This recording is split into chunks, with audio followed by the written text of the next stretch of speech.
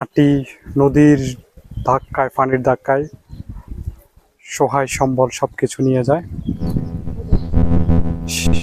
সেখান থেকে তারা অন্যত্র গিয়ে নতুন করে আবার সাজায়। হয়তো এটি নদীর নিয়তি, কিন্তু এখানকার যে মানুষরা রয়েছে তারা সরকারিভাবে কোনো পুনর্বাসন অথবা কোনো আর্থিক সহযোগিতা পান না। তাদেরকে সহযোগিতার উদাত্ত আহ্বান জানিয়েছে স্থানীয় এলাকাবাসী যারা ক্ষতিগ্রস্ত রয়েছেন। শত শত ঘরবাড়ি তলিয়ে যাচ্ছে। এটি শুধু চর এলাহিঘাট নয়, চর ফকিরা, রামপুর, মুসাফুর এই অংশটি বিলীনের পথে হারিয়ে যাচ্ছে শত শত ঘরবাড়ি। এই বিলীন থেকে রক্ষা করতে জোর দাবি জানিয়েছে এখানকার স্থানীয় অধিবাসীরা। চর এলাহিঘাট থেকে এম শরীফ ভূঁইয়া, FTV নিউজ।